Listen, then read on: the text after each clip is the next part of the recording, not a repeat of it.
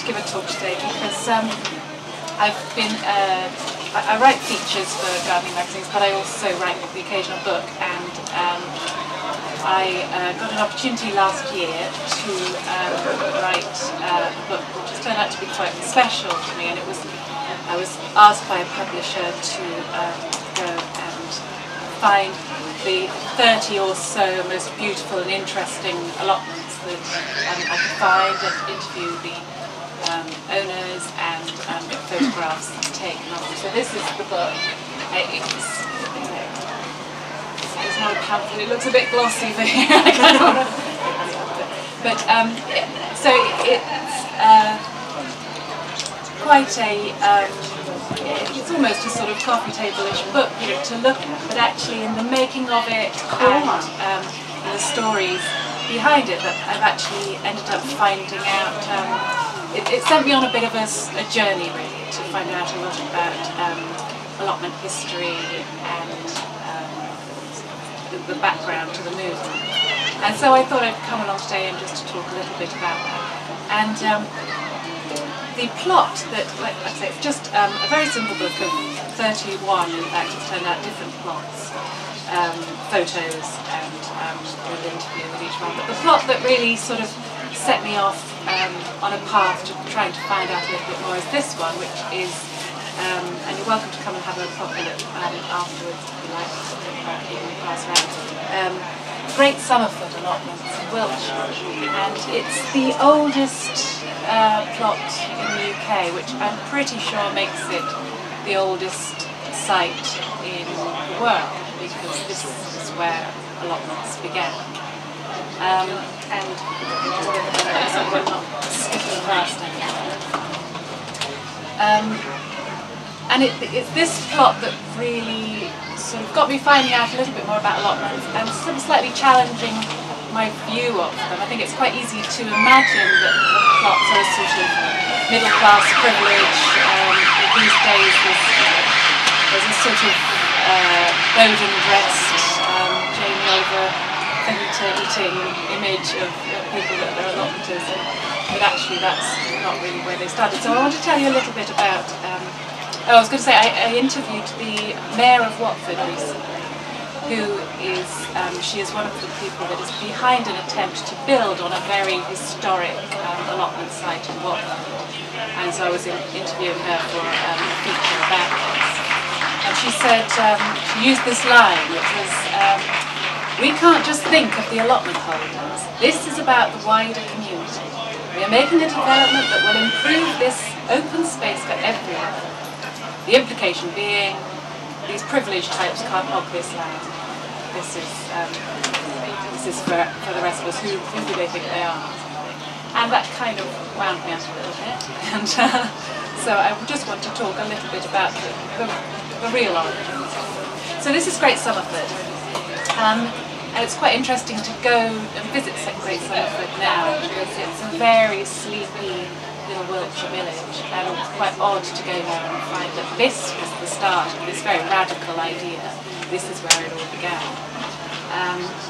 But of course, villages weren't sleepy in those days. People lived in the countryside. And there's a reason why people lived in the countryside then, and that was partly because they had access to common land.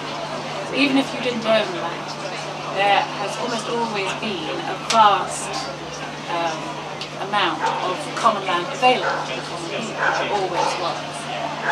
And even when the aristocracy started to carve up the land, this right to be able to forage on common land and to walk through common land and to take wood for building and for fuel and to take small game was considered so sacred that even when people had sort of nominally claimed it, there was still a lot of access for very many years. What happened in the 1700s and 1800s is that the landowners started to enclose these areas. So this was the enclosures, which you'll probably have heard. So suddenly the fences started to go up, and all of these areas were suddenly no-go areas for the common land. So about 7 million acres of land across England were lost, that had previously been sustaining the common man and keeping them together.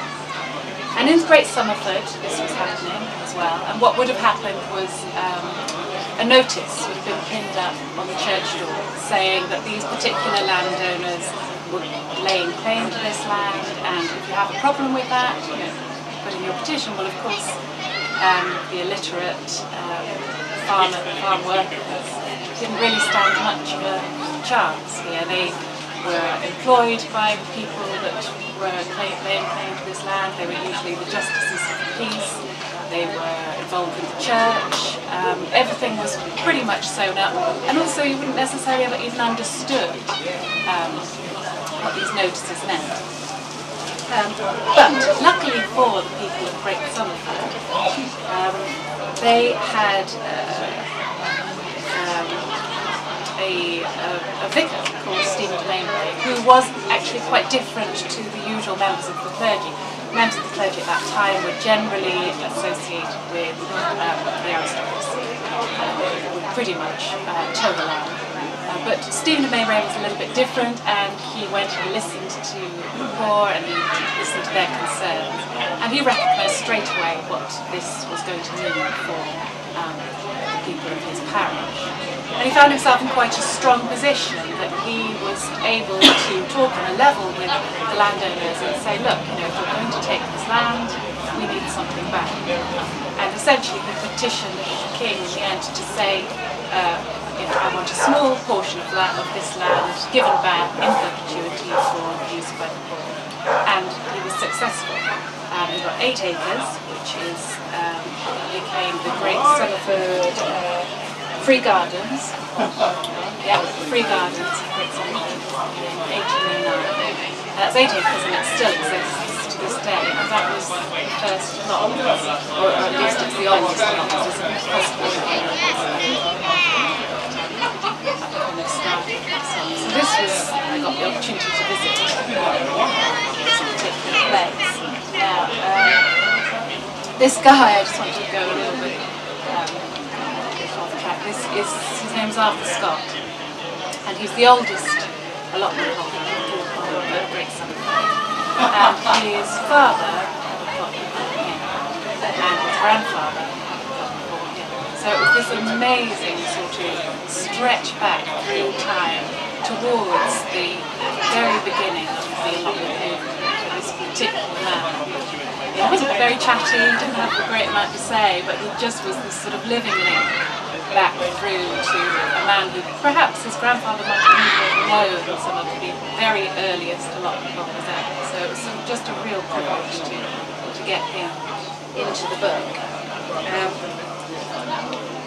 What was really noticeable about these particular plots, we went to all sorts of different plots, permaculture plots. What was amazing about this one is that it was so very neat. It was absolutely by far the neatest, despite being the oldest from there.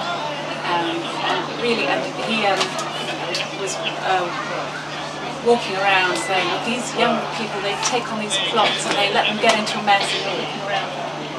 Yes, you know, there's nothing, there was not a weed in sight. It was amazing.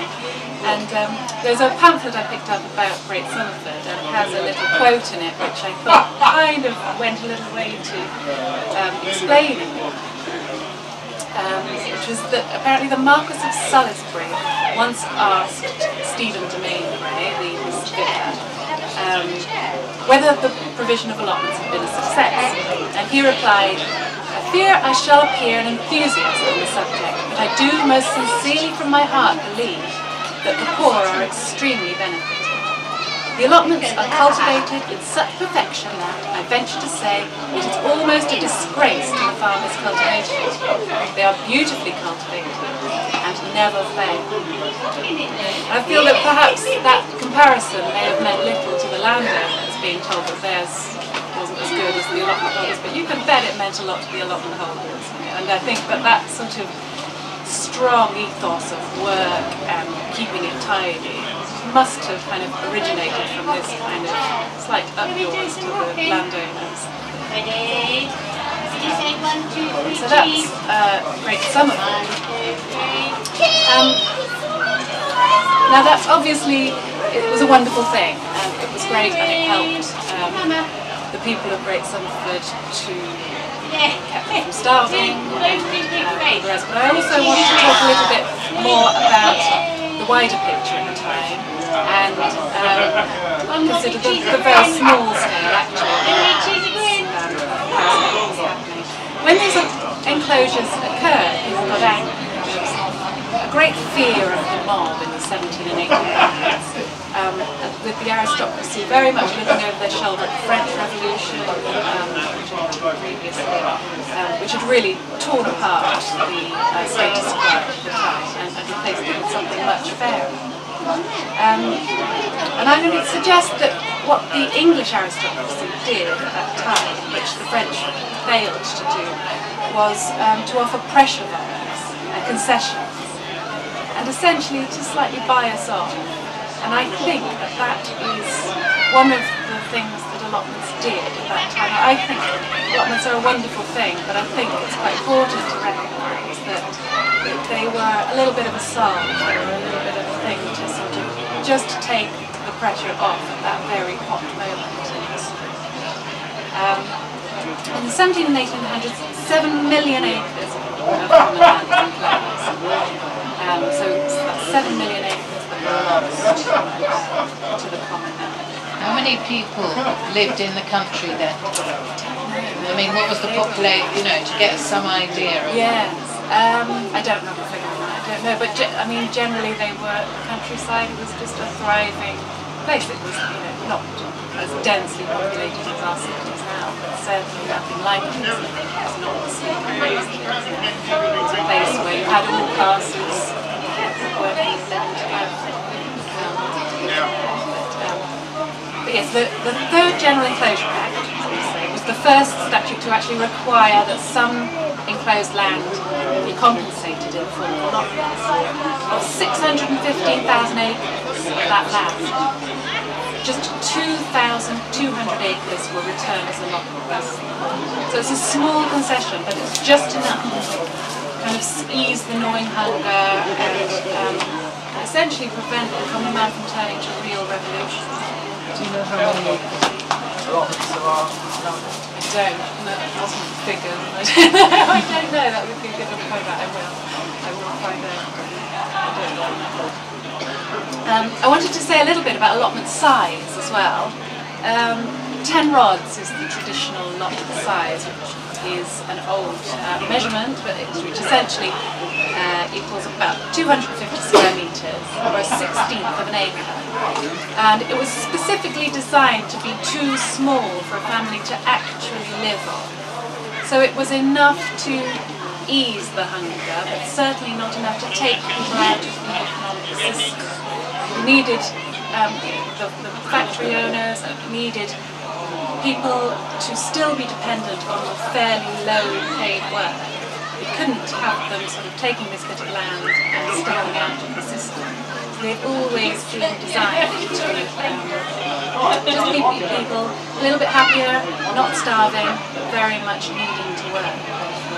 So essentially I'm sort of saying that allotments, wonderful as they are, have always been have always had a slight element of control in that. As a sideline, another one in here that I went to visit is here, the next one in the book, the Saltaire allotments, which is a very beautiful site. Saltaire, I don't know if you know about Saltaire. In Bradford?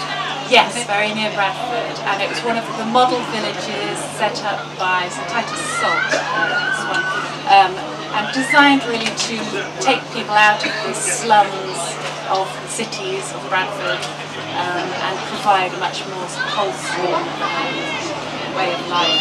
Was he a Quaker, Titus Salt? He may well have been. I think it was part of that. Yes, because there was also Bourneville, which I think they were Quakers, and Sunlight as well.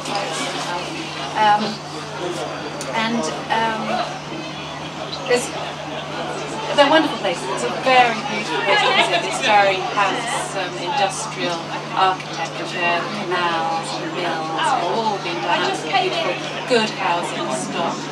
But everything about it is very wholesome. There's a very wholesome kind of, there's gymnasiums and reading room, and I think that the allotments are very much a part of that, and part of the sort of drive to keep the working man out of the pub and along on the straight and narrow. I've got a quote, another quote here from Martin Boyles in The Story of Gardening, which is a very interesting left-wing take on the gardening history. And he quotes the Penny magazine of 1845, which says, "The objective of these allotments is moral rather than economic. The cultivation of a few flowers is a pleasing occupation that has a tendency to keep a man at home and from the alehouse." So in Saltaire and elsewhere, allotments are very much being used to keep workers on the straight and narrow. I went to Ireland and France last year. For Ireland, I went for a thing called the GIY Gathering, which is a really interesting sort of half political, half practical gardening gathering. It's really, really fascinating weekend if anybody's interested to ask me about it. And I was given a talk about allotments there and found that they don't really have a great history of allotments in Ireland. And I also went to France last year, in fact for the book, and again found the same thing. Oh, they don't have very many allotments, and I felt slightly superior about it. Kind of quite oh yeah, we've got all these wonderful allotments and you haven't. And it's only on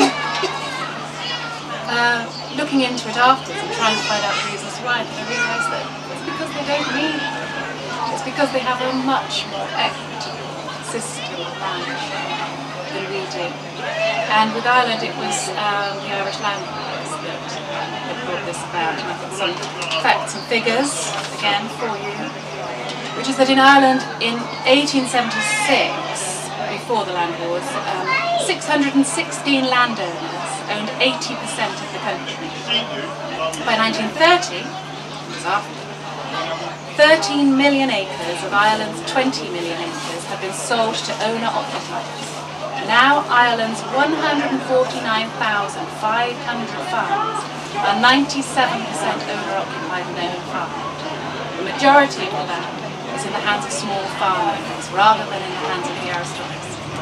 So in France and Ireland it is normal to own land, which it isn't here.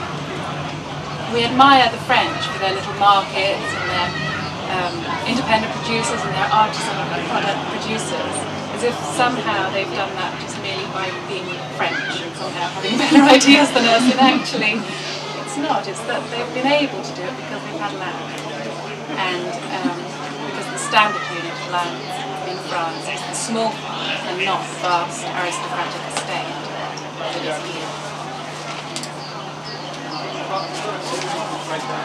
So by way of contrast, it would be easy to think that this is something from the past, but this man called Kevin Cahill brought out a book a few years ago called Who Owns Britain?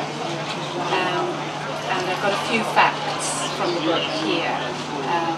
So this is, well, not today, but a few years ago, this is how things stood. The top 10 aristocratic landowners in the UK. And this is all land that was enclosed at this particular time that we're talking about. This was when it was taken. The Duke of Buccleuch in Queensbury, 240,000 acres. The Dukedom of Atholl, 145,700 acres. Prince Charles, Duke of Cornwall, 103,602 acres. Duke of Westminster, 103,100 acres. Duke of Northumberland, 130,000 acres. Captain Alwyn Farquharson, 128,000 acres. Earl of Seafield, 101,000 acres. Countess of Sutherland, 82,239 acres. Baroness Willoughby Harrison, 78,200 acres. Viscount Cowdray, 69,500 acres. So that is 1,241,341 acres between 10 and 36,000 people, 0.3% of the population at this time, 3 years ago when this was brought out, currently owned 50% of all rural land. And the amount of aristocratic ownership of all land is 2/3. So I don't, like I say, I don't want to be down on allotments, but I've just wanted this talk to be about it, to say this is what we gave up in return for. I think they're wonderful things, and I adore my little books very much, but I think it's important to recognise the fact that they have always been used as a means of control. And I think it's particularly important when it comes to the battle to preserve them. To sort of have a look and say, look, there's so many being applied for changes of status of them. And I've been talking to a few of the allotment societies in some recent pieces I've been doing. And they're sort of flailing around talking about community spirit and wildlife and, you know, having had their asparagus beds in for 3 years and these sort of quite ephemeral ideas. And I think that actually people need to know a little bit more about where it came from. This is a very common thing. That this is kind of our inheritance. This is very much the last vestige of this land that we once could claim to. It's really the ultimate insult to try and build a retail complex. That's pretty much what all I wanted to say. Like I say, it's not particularly what this book is about. The book is what set me off along this particular path. This is a very simple book. It's really just about stories. The stories of various allotment holders, but it's kind of with a fairly light touch, I think, touches on a lot of history and immigration and how various influences have come to create the allotment movement as it is now. So it's kind of a chance to sort of say, look how important they've become and look what they've become. But I also think it's just important to remember what they want